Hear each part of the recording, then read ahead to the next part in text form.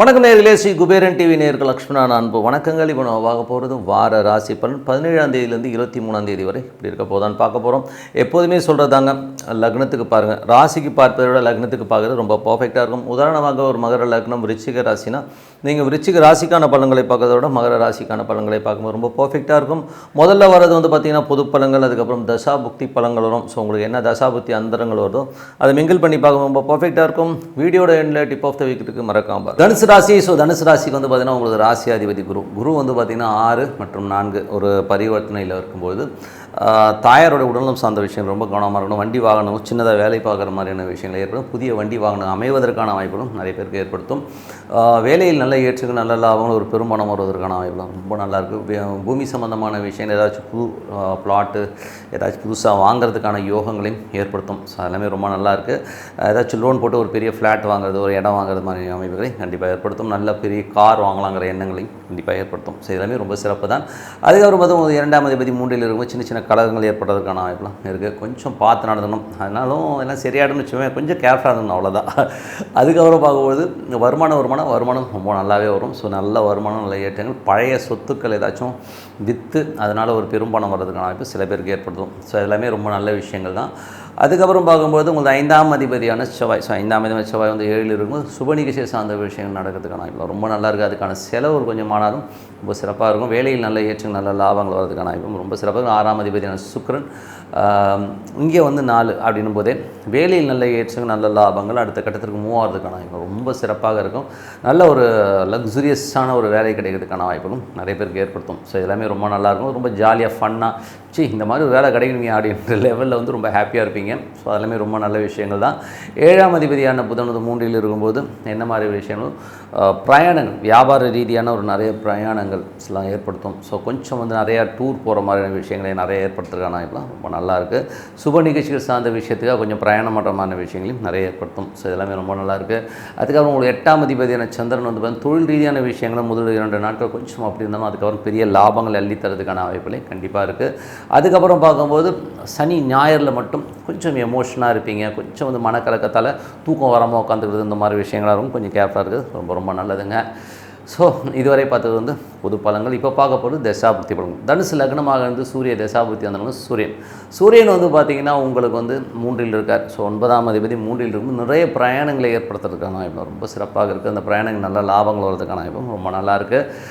தனுசு லக்னமாக இருந்து சந்திர தசாபுத்தி வந்து சந்திரன் வந்து 10ஆம் அதிபதியாக இருந்து அது 11ல் இருக்கும். நல்ல லாபங்கள், நல்ல ஏற்றங்கள் வருவதற்கான வாய்ப்பு ரொம்ப நல்லா இருக்குது. பட் இருந்தாலும் கொஞ்சம் கவனமாக, ஏன்னா ஒரு 8ஆம் அதிபதி தொழில் ரீதியான விஷயம் சின்ன ஸ்ட்ரெஸ்ஸையும் அதுக்கப்புறம் திடீர் அதிர்ஷ்டங்களையும் அள்ளி தரதுக்கான வாய்ப்புலாம் ரொம்ப நல்லா இருக்குது. சனி ஞாயிறில் மட்டும் சின்னதாக ஒரு மனக்கலக்கங்கள் வந்து ஐயோ என்னடா இப்படி ஆயிடுச்சுன்னு சொல்லிட்டு தூங்காமல் இருப்பீங்க. கொஞ்சம் அதெல்லாம் விட்டுருங்க, எதாக இருந்தாலும் நல்லதே நடக்கும்னு சொல்லிட்டு மன ரீதியாக நம்ம டியூன் பண்ணிட்டு போனோன்னா எல்லாமே சிறப்பாக இருக்குங்க. தனுசு லக்னமாக வந்து செவ்வாய் தசா வந்து செவ்வாய் 12 மற்றும் 5ஆம் அதிபதியான செவ்வாய் 7ல் இருக்கும்போது குழந்தைகளுடைய சுப நிகழ்ச்சிகள் சார்ந்த விஷயம் நடப்பதற்கான ரொம்ப நல்லா இருக்குது. சில பேர் ஆன்மீக சுற்றுலா போகிறதுக்கான ரொம்ப நல்லாயிருக்கும். ஸோ எல்லாமே ரொம்ப நல்லா இருக்குது. அது மட்டும் இல்லாமல் குழந்தைகளுக்காக நிறைய செலவு பண்ணுவீங்க. ஸோ அந்த மாதிரி விஷயங்கள் இருக்குது. தனுசு லக்னமாக வந்து ராகு தேசம். ராகு வந்து பார்த்திங்கன்னா நல்ல சனியுடைய சாரத்தில் போகும். பழைய பூமிகள் ஏதாச்சும் வந்து பூர்வீக பூமி ஏதாச்சும் இருக்குன்னா அதெல்லாம் விற்று அதனால் பெரும்பணம் வர்றதுக்கான வாய்ப்பு, பழைய வண்டியை கொடுத்துட்டு புது வண்டி வாங்குறது, சில பேர் வந்து பழைய வீடியோ வந்து பராமரித்து வேலைகள் பண்ணுறதுக்கான வாய்ப்புகளும் நிறைய ஏற்படுத்தும். ஸோ தாயாரோட உடல்நலம் சம்பந்தமான விஷயம் கொஞ்சம் கவனமாக இருக்கிறது ரொம்ப ரொம்ப நல்லது. தனுசு லக்னமாக இருந்து குரு தேசாபதி வந்து குரு வந்து 6ல் இருக்காருங்க. ஸோ குரு வந்து 6ல் தான் 4, 6 ஒரு பரிவர்த்தனையும் புதிய பூமி ஏதாச்சும் புதுசாக கடன் வாங்கியாச்சும் புது ஒரு பெரிய பங்களா வாங்கலாம், ஒரு பெரிய வீடு வாங்கணும், பெரிய கார் வாங்கணும், பெரிய வண்டி வாங்கணுங்கிற எண்ணங்கள்லாம் ஈடேறும். ஸோ அதெல்லாம் ரொம்ப சிறப்பு. தாயாரோட உடல்நலம் சம்பந்தமான விஷயம் மட்டும் கொஞ்சம் கேர்ஃபுல்லாக இருக்குது, ரொம்ப ரொம்ப நல்லது. மற்றபடி வந்து பார்த்திங்கன்னா உங்களுக்கு தனுசு லக்னமாக இருந்து சனி தசாபுத்தினா சனி வந்து பார்த்திங்கன்னா உங்களுக்கு வந்து 2, 3ஆம் அதிபதி கொஞ்சம் கலகலம் ஏற்படுவதற்கான வாய்ப்புலாம் இருக்கணும். ரொம்ப கேர்ஃபுல்லாக இருக்கணும்.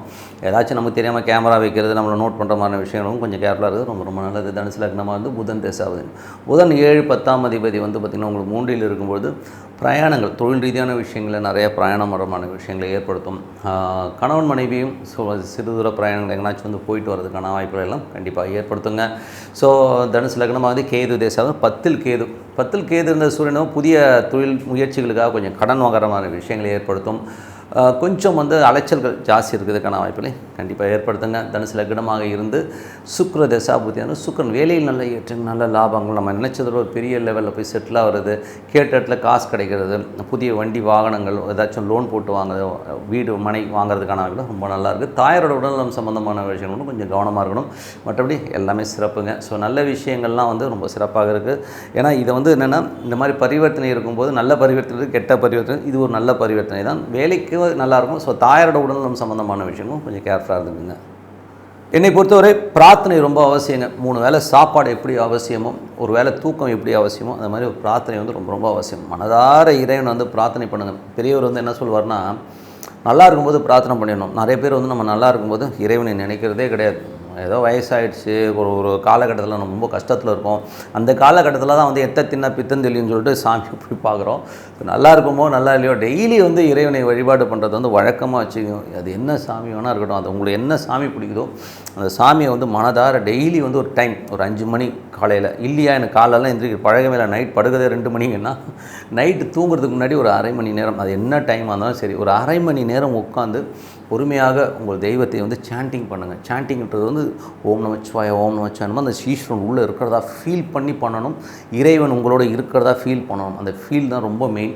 ஸோ அந்த மாதிரி பண்ணிட்டு வந்தீங்கன்னா ஒரு காலகட்டத்தில் வந்து இறைவன் உங்களோட ஒன்றிடுவார். அதுக்கப்புறம் நீங்கள் எதை பற்றியும் கவலைப்பட வேணாம், எல்லாமே அடித்து தூள் கலப்பில்லைங்கிறது தான் உண்மையான விஷயம். ஸோ அதனால் பிரார்த்தனை ரொம்ப ரொம்ப அவசியங்க.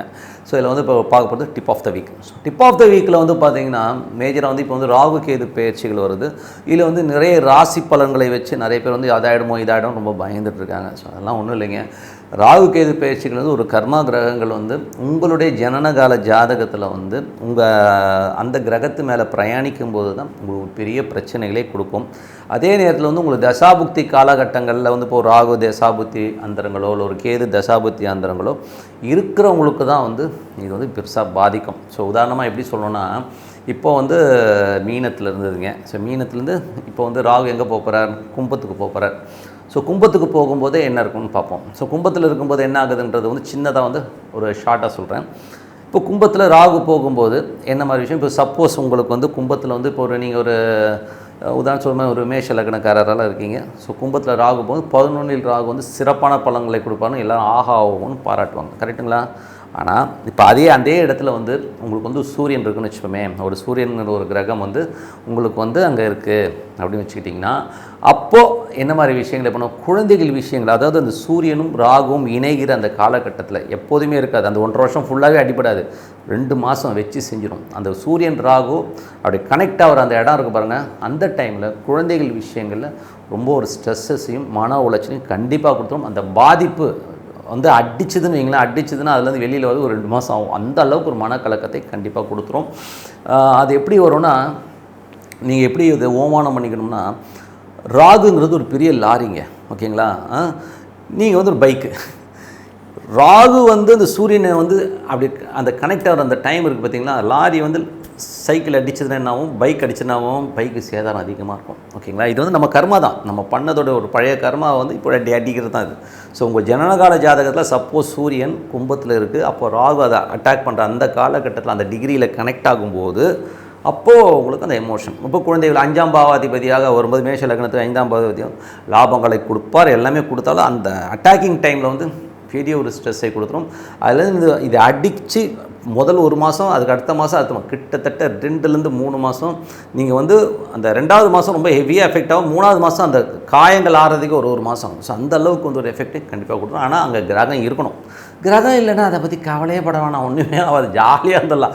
யாருமே வந்து அதை பற்றி கவலையே பட வேணாம், ஓகேங்களா? இப்போ சப்போஸ் வந்து சந்திரன் இருக்குன்னு வச்சுமே, சந்திரன் இருக்குன்னா என்ன, 4ஆம் தேதி தாயாரோட உடல்நலம் சார்ந்த விஷயங்களையோ தாயார் விஷயங்களும் வந்து பெரிய பாதிப்பை ஏற்படுத்தும். வண்டி வாகனங்கள் மூலியமாக ஒரு பெரிய ஆக்சிடென்ட்ஸ் இந்த மாதிரி விஷயங்கள் நடக்கிறதுக்கான வாய்ப்பில் கண்டிப்பாக ஏற்படுத்தும். ஸோ அதனால் கொஞ்சம் கவனமாக இருக்கணும் அப்படிங்கிறத நம்ம வந்து மைண்டில் வச்சோம். அதுவும் அந்த ராகு இப்போ ஒன்றோட ஒரு 10 டிகிரியில் இருக்குன்னு, ராகுவும் சந்திரனும் 10 டிகிரி ஒரு 8 டிகிரியில் இருக்கும்போதே வந்து அது இணைவை வந்து நம்ம கொஞ்சம் கேர்ஃபுல்லாக இருக்கணுங்கிறத வந்து மைண்டில் செட் பண்ணிக்கிட்டிங்கன்னா அதெல்லாம் இல்லை. ஸோ இது இப்படி தான் கேதுக்கும் கேதுவும் வந்து பார்த்திங்கன்னா இப்போ சிம்மத்துக்கு வராரு. சிம்மத்தில் வந்து சப்போஸ் சூரியன் அங்கே இருக்குன்னு வச்சுக்கோமே, கேது சூரியன் ரெண்டுமே இணையுதுன்னு வச்சுக்கோங்க. உங்கள் ஜனகால ஜாதகத்தில் வந்து சிம்மத்தில் சூரியன் இருந்து அங்கே கேது அட்டாக் ஆச்சுன்னா கண்டிப்பாக அப்போ குழந்தைங்க வந்து உங்களை வந்து ஒரு பெரிய வழக்குகளையோ பிரச்சனையோ உருவாக்கி ரொம்ப ஸ்ட்ரெஸ் பண்ணிடுவாங்க. அது ஒரு 3 மாதம் தான், 1.5 வருஷம்லாம் இருக்காது. நல்லா புரிஞ்சு 3 மாதம் மேக்ஸிமம் 3 மாதம் அந்த ஸ்ட்ரெஸ்ஸை கண்டிப்பாக இருக்கும். அதுக்கப்புறம் சரியாயிடும். ஸோ அதனால் வந்து இப்படித்தான் ராகு கேது பயிற்சிங்கிறது நடக்குமே ஒழிய அங்கே கிரகங்கள் இல்லாத, எனக்கு அங்கே கிரகமே இல்லைங்க, கும்பத்தில் கிரகம் இல்லைங்க, சிம்மத்தில் கிரகம்னா ராகு கேது ஒன்றும் பெரிய ப்ராப்ளத்தை.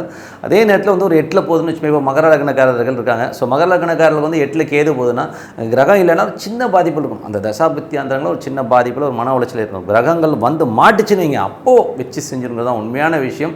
நான் சொன்ன மாதிரி தான், நின்றுட்டுருக்க வண்டியில் லாரி அடிக்கிறது தான் மேட்ரு, வேறு இல்லை. இப்போ சூரியன் இருக்குன்னா அது சூரியன் மேலே வந்து ராகு வரும்போது டமால் அடிச்சுன்னா அந்த பாதிப்பை கொடுக்கும். சில நேரங்கள் வந்து ராகு மேலே சொல்ல, அது வேறு சப்ஜெக்ட்டு, அது இன்னொரு வீடியோவில் பார்ப்போம். பட் இது தான் ராகு கேது பயிற்சியை வழியாக உங்களுக்கு கிரகங்கள் இல்லைன்னா ராகு கேது பயிற்சியில் வந்து இன்னும் பெரிய ப்ராப்ளங்களை ஏற்படுத்தாது. ஸோ அதனால் வந்து நீங்கள் சந்தோஷமாக இருக்கலான்றது தான் உண்மையான விஷயம் சொல்லிட்டு உங்களோட விட இதுக்கு வந்து பரிகாரம் கேட்பீங்க. ஸோ பரிகாரங்கிறது வந்து ஒன்றுமே இல்லைங்க. இந்த புத்துக்கோயில்கள் இருக்கு இல்லையா, புத்துக்கோயில் வழிபாடு ஒரு சிறப்பான ஒரு பரிகாரம்.